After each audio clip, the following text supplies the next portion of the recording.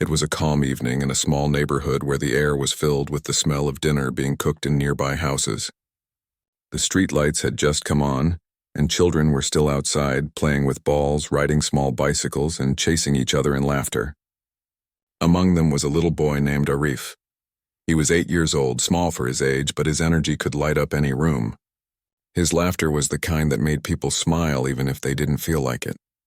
He was everyone's favorite, the kind of kid who always greeted elders with respect and shared his toys without being asked.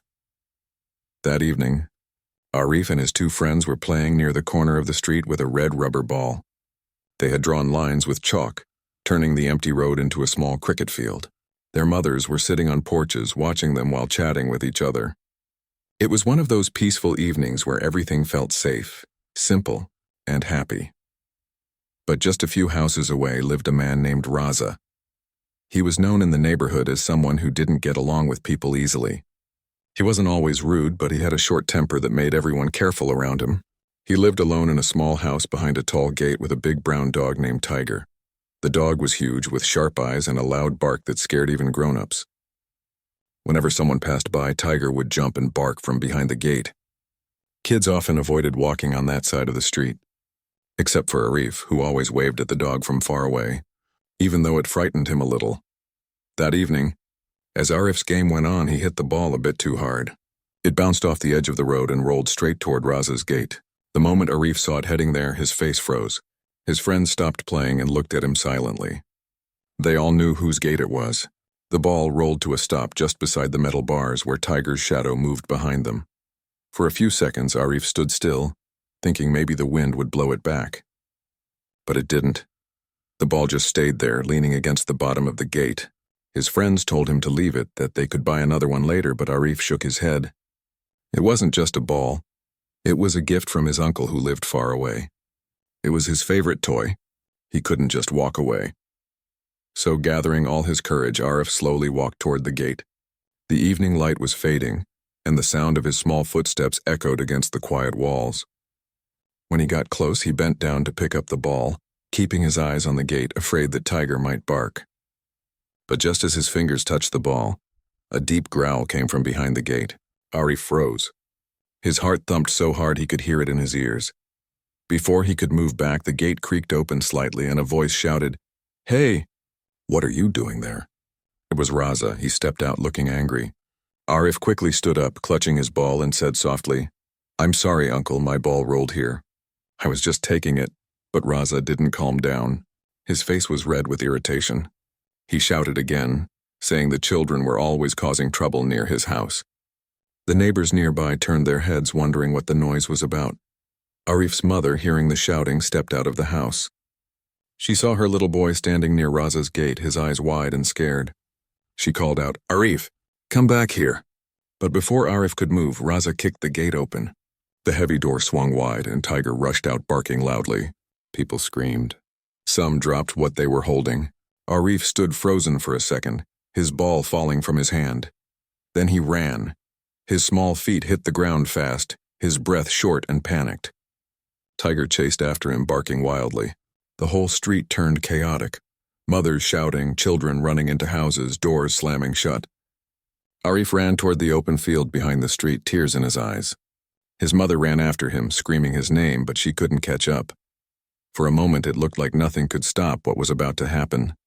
The dog was getting closer, its paws hitting the ground hard. Arif's legs were shaking, his breath heavy, and fear filled his chest like fire. He turned his head once and saw the dog only a few feet behind him. He wanted to scream, but no sound came out. As he reached the edge of the field, Arif tripped over a small rock and fell hard on the dirt. He tried to crawl, but the dog was already there, growling, teeth showing. People shouted from far away, but no one dared to come close. The sound of the barking echoed through the neighborhood. And then from the direction of the mosque nearby, two figures appeared. They were older men, walking quickly but firmly toward the noise. One of them was Baba Karim, a kind elderly man who had taught children in the mosque for years. The other was Master Zubair, once a soldier and now a respected teacher known for his courage. Both men had lived in the neighborhood for decades and everyone respected them deeply. When they saw what was happening, they didn't hesitate. Baba Karim called out in a strong voice, "Tiger, stop! His voice was calm but carried a power that made everyone quiet. Tiger paused for a split second, his eyes flicking toward the sound. Then Master Zubair shouted, "Down, boy!" stepping forward with confidence. The dog, confused for a moment, stopped growling and stood still, breathing heavily. Baba Karim walked slowly toward the child, his hand raised slightly. "It's okay, boy," he said softly to the dog. The animal's tail lowered. It still looked alert, but it didn't attack. Everyone held their breath. Raza came running from the street, shouting, "Stay back! He's dangerous." But no one paid attention to him. Arif was trembling on the ground, tears on his face, his knees scraped. Baba Karim reached him first, helping him sit up. "You're safe now," he said gently. The boy clung to his arm, too scared to speak. Master Zubair stood between them and the dog, keeping a watchful eye on Tiger. Then he turned his head toward Raza and said firmly, "You should be ashamed. He's just a child." The neighbors started gathering around, whispering angrily. Some women comforted Arif's mother, who was crying and thanking Baba Karim over and over. Raza stood awkwardly, realizing how the situation looked. An entire neighborhood watching, his angry face turning into embarrassment. He tried to speak, saying he didn't mean for the dog to chase the boy, but no one believed it. People had seen him open the gate. Baba Karim gently told Master Zubair to take Arif back to his mother. He lifted the boy carefully and the crowd moved aside. The child buried his face in the old man's shoulder, still shaken. As they walked back toward the houses, Tiger sat quietly, no longer barking. It was almost as if he too knew he had done something wrong. The once noisy street fell silent. Children peeked out from behind doors. The adults looked at Raza with disappointment. A few men whispered to each other, saying this had gone too far. Raza turned back toward his house, his shoulders heavy, avoiding everyone's eyes. He pulled Tiger inside and shut the gate behind him. That night, the story spread quickly through the neighborhood. People talked about how Baba Karim and Master Zubair had stepped in without fear. Some said it was like watching two legends rise again. The old teacher and the wise elder protecting a child when no one else could. Arif's mother couldn't sleep. She sat beside her son, who had finally drifted off after crying for hours. She kept thinking of what could have happened if those two men hadn't appeared at that exact moment. The thought made her shiver. Meanwhile, in his quiet house, Raza sat alone, staring at the wall. The image of the frightened boy and the angry crowd wouldn't leave his mind. He had acted out of pride, out of frustration that had nothing to do with the child. Now the whole neighborhood saw him as a cruel man. He sighed deeply, realizing that his temper had once again brought him shame. Tiger lay beside him quietly, eyes closed, breathing softly. The dog was calm now, almost peaceful, as if the storm had passed. Outside, the night grew colder. The streetlights flickered softly. From the mosque's direction, the call for the late prayer echoed, carrying a strange calm with it. Life slowly returned to normal, but the fear and shock of that evening still lingered in the air. Parents checked their doors and children slept close to their mothers. In one small house, a little boy dreamed of the moment when two brave old men stepped forward between him and danger. And in another, a man with a guilty heart stared out his window, wondering how he could ever face them again. The night that began with laughter had ended with lessons that no one in that street would ever forget. The next morning, the neighborhood was quiet, but something felt different. People went about their usual routines, yet the talk of what happened the night before was on everyone's mind. The small street that was normally full of laughter now carried whispers. Everyone had heard how the angry man had let his dog chase a child, and how two elders stepped in and saved him. Some told the story with anger, some with relief, and some with disbelief at how close things had come to turning tragic. Arif woke up late that morning. His knees were bandaged and his mother sat beside him, gently stroking his hair. The sunlight slipped through the window, making patterns on the floor. For a few seconds, he forgot about everything. Then he remembered the barking, the ground rushing toward him, the fear that froze his chest. His heart started to race again. His mother noticed and said softly, "It's over now. You're safe. Nothing will happen to you." He nodded, but the memory was too fresh. Every time he closed his eyes, he saw the dog running toward him. He could still hear the shouting and feel the dirt on his palms. He stayed quiet, holding his mother's hand tightly. Outside, he could hear some neighbors talking to each other about Raza and the dog. He didn't want to listen. But the voices carried through the open window. Across the street, people were gathered near Baba Karim's house. The old man sat on a wooden chair, sipping tea as others thanked him again and again. He didn't look proud or boastful. He just smiled and said, anyone would have done the same. The boy needed help. But deep down, he knew that not everyone would have stepped in like that. He had seen fear freeze grown men before, and he was grateful he had been close enough to act. Master Zubair joined him soon after, walking slowly with his cane. Though his hair had turned gray, his posture still carried a soldier's strength. He sat down beside Baba Karim and said, "The child is fine, I went to check." Karim nodded. Good, his mother must have been frightened.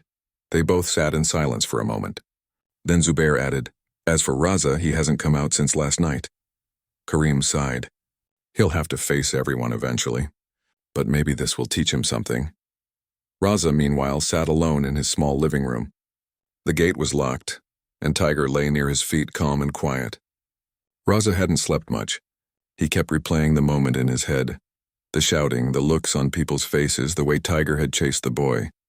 He didn't know what came over him. It wasn't the first time he'd gotten angry, but this time it had gone too far.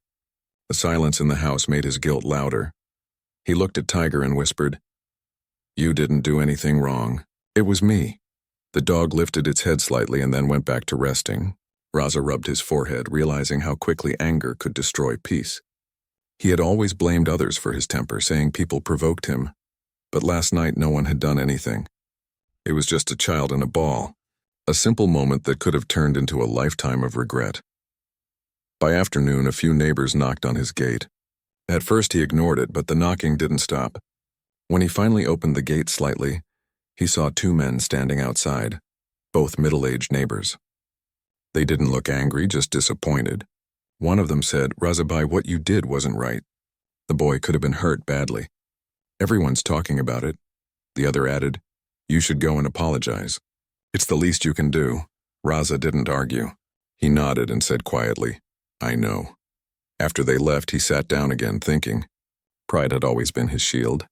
He didn't like to admit when he was wrong, but this time there was no excuse left. His silence couldn't erase what people had seen. Later that day, Baba Karim went to check on Arif. When he knocked on the door, Arif's mother opened it with a tired smile. "He's resting," she said, "but please come in." Inside, Arif was sitting on the sofa with his ball beside him. When he saw Baba Karim, his face brightened a little. "Assalamu alaikum, Baba," he said shyly. The old man smiled and sat down. "Wa alaikum assalam, my boy. How are you feeling?" "I'm okay," Arif said softly. "I just get scared when I hear a dog bark." Baba Karim nodded. "That's natural. But you're very brave. You didn't do anything wrong. You just went to get your ball." The boy looked down and said, "I thought he was going to bite me." Karim reached out and gently placed his hand on the boy's shoulder. Sometimes life gives us moments that scare us deeply, but they also make us stronger later. Remember that. Arif's mother brought tea for Baba Karim and thanked him again. "You saved my child," she said. "If you and Master Zubair hadn't come, I can't imagine." Her voice broke. Karim stopped her softly. "Don't thank us. Just teach him to be kind even when others aren't. That's what keeps this world safe." While they talked, a small group of children gathered outside. They were Arif's friends, holding cricket bats and looking hesitant. They wanted to play again, but weren't sure if Arif would come out. When he noticed them through the window, he hesitated. Karim smiled and said, "Go on, play. Don't let fear keep you inside." His mother nodded and Arif slowly stood up, still limping a little. The moment he stepped outside, his friends clapped quietly. They didn't talk about the incident.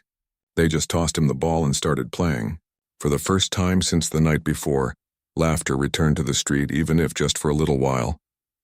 Meanwhile, Raza watched from his window. He saw Arif playing and felt a strange heaviness in his chest. He had always thought the neighborhood disliked him, that people looked down on him. But now he realized it was his behavior that had pushed them away. Seeing the boy laugh again made him feel smaller somehow, like his anger had achieved nothing but loneliness. As the sun began to set, he decided to step out.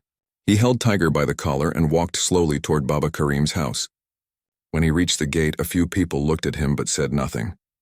He knocked softly and Karim himself came out. The old man didn't look surprised. "I was expecting you," he said calmly. Raza lowered his eyes and said, "I came to say sorry. To you, to the boy, to everyone. I was wrong." His voice cracked slightly, but it was honest. Karim nodded, studying him quietly. "Anger is like fire," he said. "It burns you before it burns others. I hope you understand that now." Raza nodded. "I do." Karim said nothing for a while, then added, "If you mean what you say, go speak to the child yourself." Raza hesitated. "He'll be scared." "Maybe," Karim said. "But he deserves to see that you regret it." So Raza took a deep breath and walked toward Arif's house. The boy was sitting on the steps, tired after playing. When he saw Raza coming, he froze, unsure what to do. Raza stopped a few feet away, his head lowered. "Arif," he said softly, "I'm sorry for what happened. I shouldn't have shouted or let the dog out. It was my fault." Arif looked at him quietly for a few seconds. Then with a small voice he said, "It's okay." The man blinked, surprised by how easily the child forgave him. "You're not angry?" Raza asked. Arif shook his head. "My mother says we should forgive people so our hearts stay light." For a moment neither spoke. Then Raza smiled faintly, something he hadn't done in a long time. "You're wiser than many grown-ups," he said. Before leaving, Raza promised Arif's mother that he would make sure Tiger never roamed freely again. He even asked if Arif wanted to meet the dog someday, just to see he wasn't dangerous when calm. Arif hesitated but agreed to think about it.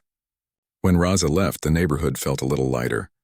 The anger that had filled the air began to fade, replaced by a quiet sense of understanding. That night, Baba Karim and Master Zubair sat together again. Karim said, "Do you think he's truly changed?" Zubair replied, "Maybe not in a day, but something in him broke yesterday. And sometimes that's how change begins." Karim smiled faintly. The boy's forgiveness probably touched him more than our words ever could. As the night deepened, the street lights flickered again, just like the night before. But this time there was no shouting, no barking, no fear. In one house, Arif slept peacefully beside his mother, holding his ball. In another, Raza sat beside Tiger, feeling something he hadn't felt in years. Peace. The day had started with whispers of anger, but ended with quiet lessons about forgiveness and control. The street that once feared a man and his dog had started to heal, one gentle act at a time. And though no one said it aloud, everyone in that neighborhood knew they had witnessed something rare.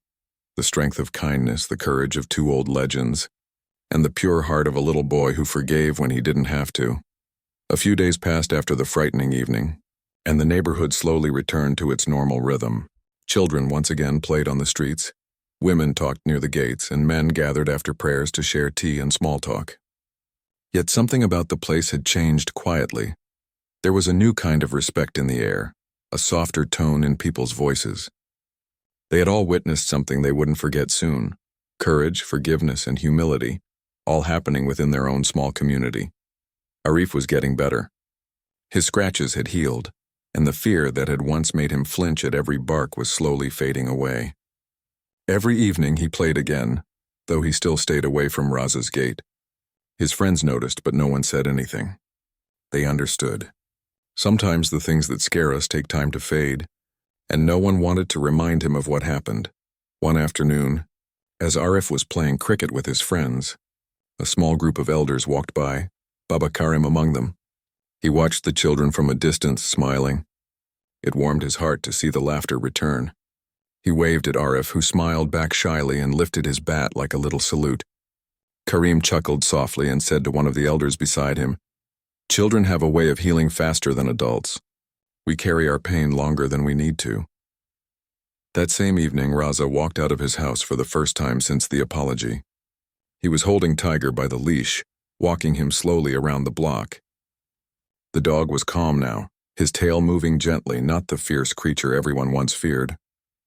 People looked at Raza, curious and cautious, but no one said anything harsh. Some simply nodded politely. Raza, for the first time in a long while, nodded back. When he passed by Baba Karim's house, he stopped and greeted the old man. "Assalamu alaikum, Baba," he said softly.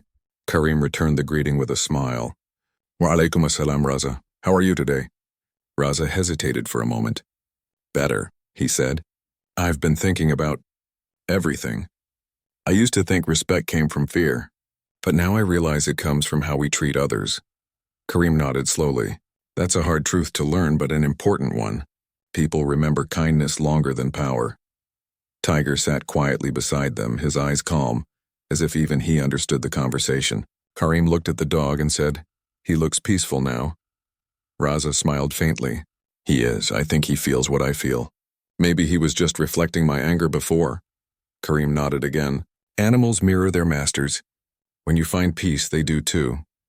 The next day was Friday, and the mosque filled with people for prayers. The imam spoke about compassion and forgiveness, telling everyone that real strength is in controlling anger, not showing it. Many eyes quietly turned toward Raza during the sermon, but not in a hateful way. They weren't mocking him. They were acknowledging him as someone who had learned that lesson the hard way. Raza listened quietly, his head lowered, taking every word to heart. After the prayers ended, as people walked out, Arif's mother approached Raza. Her tone was calm and polite. "Raza bhai," she said, "thank you for coming today. I'm glad you've changed things." He nodded humbly. "I should thank you for forgiving me. I still feel ashamed when I think about that day." She smiled faintly. "Shame is good when it makes us better. We've all made mistakes. What matters is what we do after." From a short distance, Arif stood watching. He had been holding his father's hand, but when he saw Raza talking to his mother, he slowly walked forward. Raza noticed and stopped speaking. The boy looked at Tiger nervously but didn't step back. The dog stayed still, sitting quietly beside Raza. Raza bent down a little and said softly, "Do you want to say hello?" Arif hesitated, looking between the man and the dog. After a few seconds, he nodded. Raza loosened the leash slightly and said to Tiger, "Sit still, boy." Then he looked at Arif and said, "You can touch him. He won't hurt you." The boy took a slow step forward, his small hand trembling. He reached out and gently touched the dog's head. Tiger didn't move. His fur was warm and soft under Arif's hand. A tiny smile spread on the boy's face. The fear that had haunted him for days began to fade. Raza watched quietly, emotion filling his eyes. "He likes you," he said softly. Everyone nearby who saw the scene smiled. It was a small moment, but a powerful one. The same boy who had once run for his life was now petting the very dog he had feared most. And the man who had caused so much panic now stood quietly, humbled and thankful. That evening, the story spread again through the street. But this time it wasn't about fear. It was about forgiveness and courage. Children told each other proudly that Arif had petted Tiger, and parents smiled, saying that maybe the neighborhood had truly healed now. Days turned into weeks. Raza began joining community prayers more often. He greeted people with respect, helped the local shopkeeper carry goods, and even offered to fix the broken bench near the park. Slowly, people started talking to him again. The wall that once existed between him and the others began to crumble. One evening, while the sun dipped low behind the houses, Raza saw Baba Karim sitting alone outside, reading a book. He walked up and said, "Baba, I wanted to thank you again." Karim closed the book and smiled. "No need, Raza. Just promise me you'll continue doing good for this place. We're all neighbors. We rise and fall together." Raza nodded. "I will." There was a pause. "You know, I used to think people avoided me because they didn't like me. But now I see they stayed away because I gave them a reason to. I used to blame the world, but it was my own heart that was heavy." Karim looked at him kindly. "Sometimes we spend years fighting shadows that we cast ourselves. But the moment we see the light, the darkness disappears." That night, Raza walked home with a strange calm in his chest. Tiger trotted beside him, silent and gentle. He looked up at the stars and thought about how close he had come to destroying everything. His peace, his reputation, his soul. Yet somehow 2 old men, a brave child, and a forgiving mother had shown him a new path. A few days later, there was a community event in the neighborhood, a small gathering at the park where everyone brought food and shared stories. It was the first time Raza attended one of these gatherings. People welcomed him warmly, and even Arif came running up to show him his new toy car. Raza laughed, a sound people hadn't heard from him in years. Master Zubair was there too, sitting with some of the older men. When he saw Raza, he motioned him over. "Come sit with us," he said. Raza sat down respectfully. Zubair looked at him carefully and said, "You've changed, haven't you?" Raza nodded. "I had to. I was tired of living like that. Zubair smiled slightly. Good, keep walking this new road. You'll find peace there. The rest of the evening passed with laughter and shared food. The children ran around playing, and the air was filled with the smell of freshly baked bread and tea. The simple joy of being together reminded everyone why community mattered.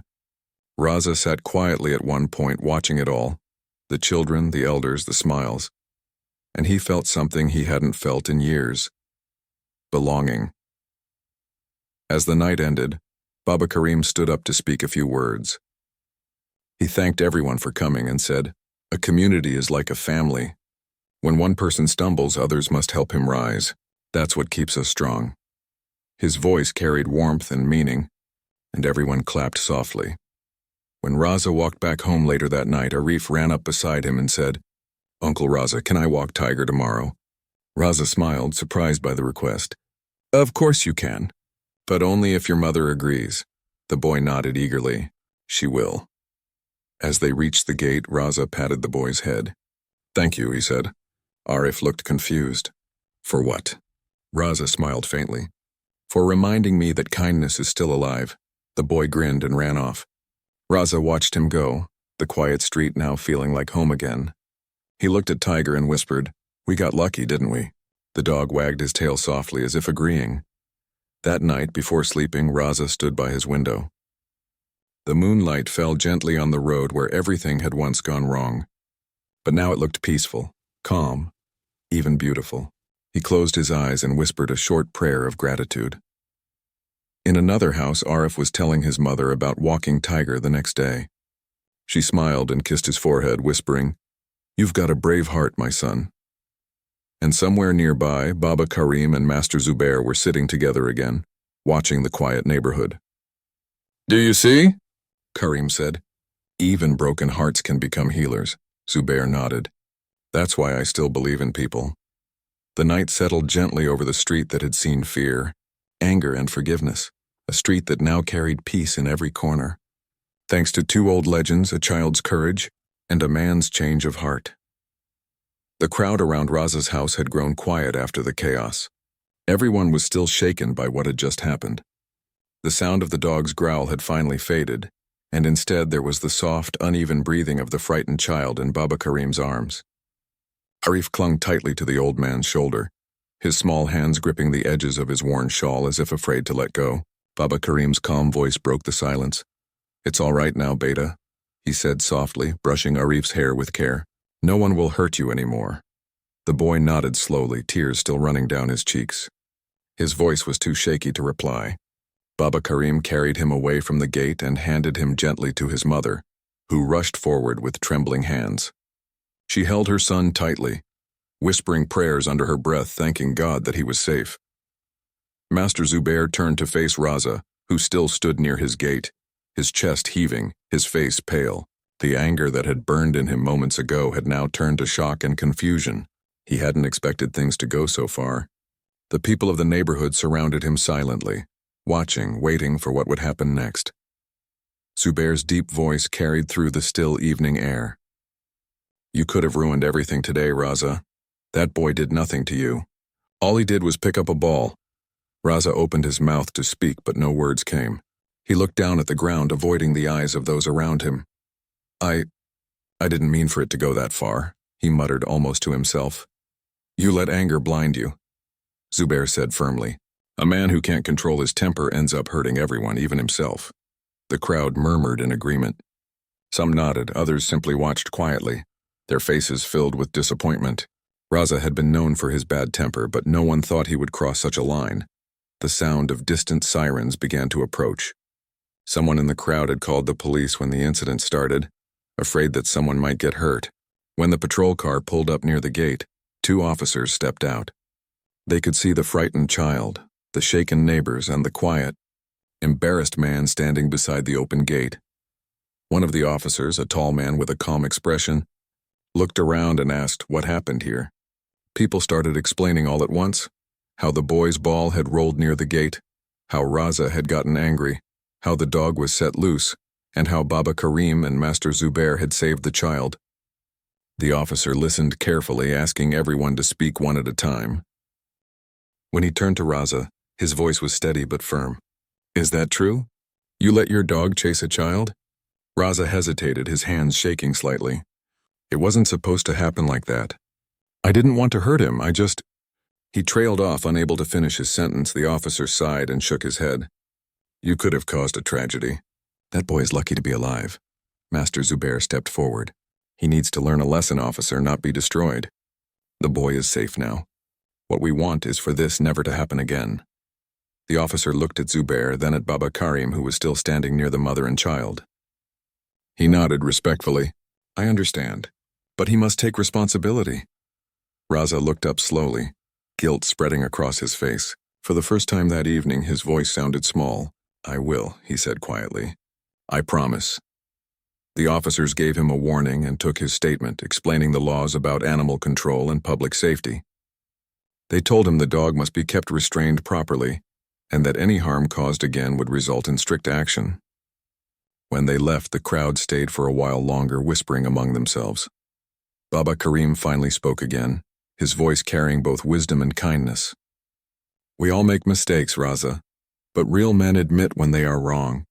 If you want peace in your heart, you must start by asking for forgiveness. Raza's lips trembled. He looked around and saw the faces of his neighbors, people he'd known for years. Some looked angry, others disappointed, but most of all, they looked hurt. These were people who once greeted him warmly every morning, who helped him when he needed it. And now all he could see was silence between them. He stepped forward slowly, his voice low but sincere. I am sorry, he said, looking directly at Arif's mother first. I didn't think. I acted out of anger. I was wrong. Arif's mother didn't speak for a few seconds. Her eyes were filled with tears. Then she nodded slowly. Thank you for saying that, she whispered. Raza turned to Baba Karim and Master Zubair. You saved him, and maybe saved me too.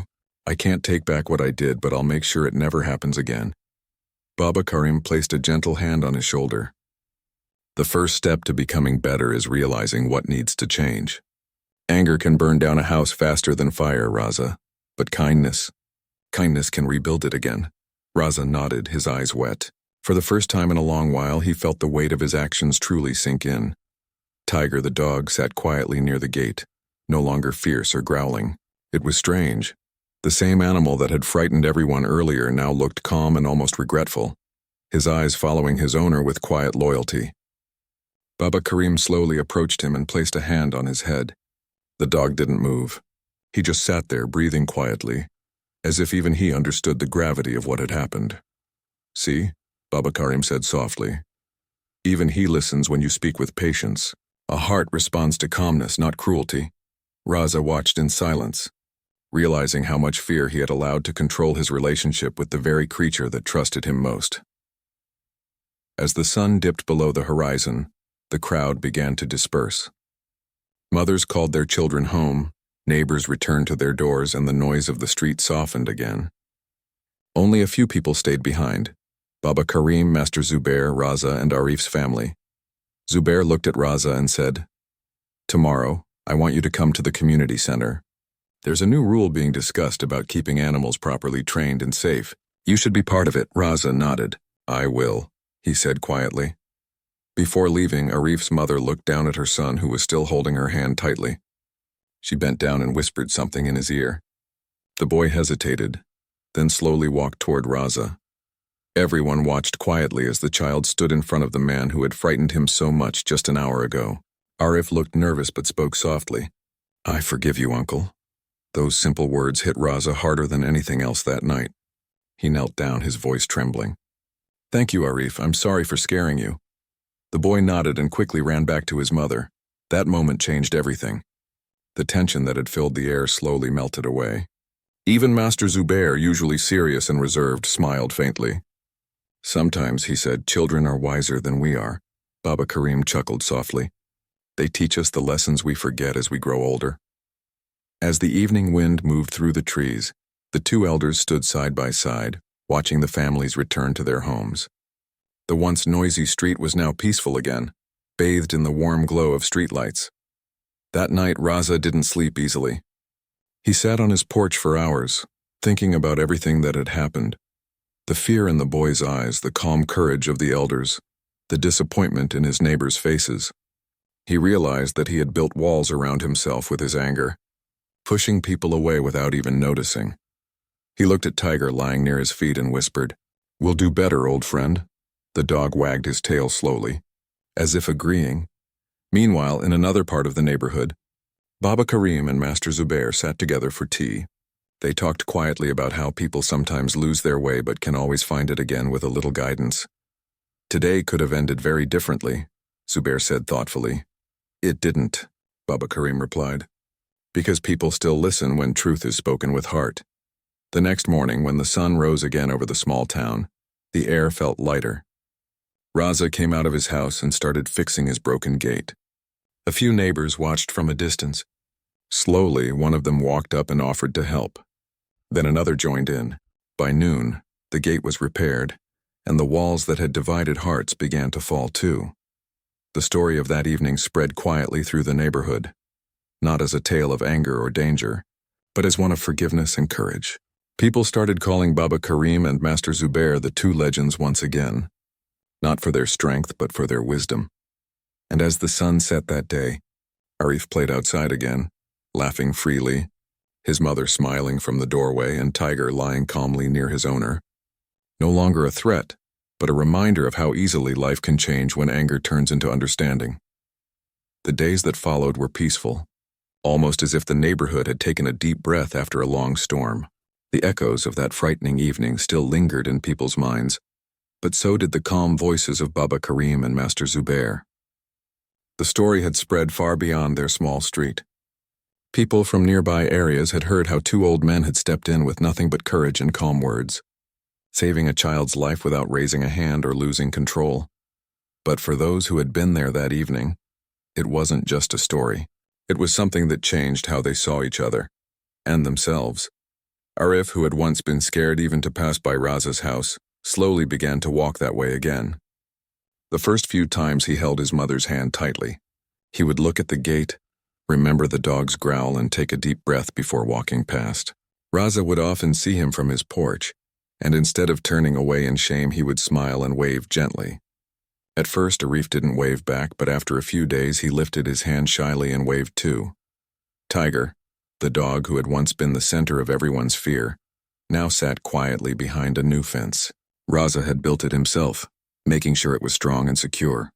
Every morning, he took Tiger for a walk on a leash. Neighbors watched quietly at first, uncertain, but over time they began to greet him again. It wasn't easy for Raza to earn back the trust he had lost. He spent weeks helping around the neighborhood, fixing small things, cleaning the park, and even planting flowers near the community center. He didn't do it for praise. He did it because he wanted to prove, mostly to himself, that he could be different. One afternoon, while Raza was repainting the old bench near the mosque, he heard a familiar voice behind him. "You're getting good at that," said Master Zubair with a small smile. Raza turned and grinned. "Well, I have to keep my hands busy." "Idle hands find trouble," Zubair chuckled. "That's true. But it's not the hands that find trouble. It's the heart when it forgets patience." Raza nodded thoughtfully. "I've learned that now. That day taught me more than any lesson in my life." The two men sat quietly for a while, watching the sun dip lower in the sky. The golden light made the walls of the mosque glow softly, and the faint call to prayer could be heard in the distance. "I never said thank you properly," Raza finally said. "You and Baba Karim? You didn't just save the boy. You saved me from myself," Zubair smiled. "We didn't save you, Raza, you did. You listened. That's what matters most." At that very moment, Baba Karim appeared from the mosque gate, walking slowly with his cane. When he saw them, his face lit up with warmth. "Ah, two hard-working men pretending to rest," he joked. They all laughed. Baba Karim sat beside them, his eyes gentle as always. "You know," he said after a pause, "what happened that day reminded everyone here that kindness isn't weakness. It's strength, the kind that leaves no scars." Raza looked down, remembering the crowd that had surrounded him, the disappointment in their eyes, and the forgiveness that had followed. "I still feel ashamed sometimes," he admitted quietly. "Good," Baba Karim said softly. "A little shame keeps the heart humble. But don't live in it. Use it to become better,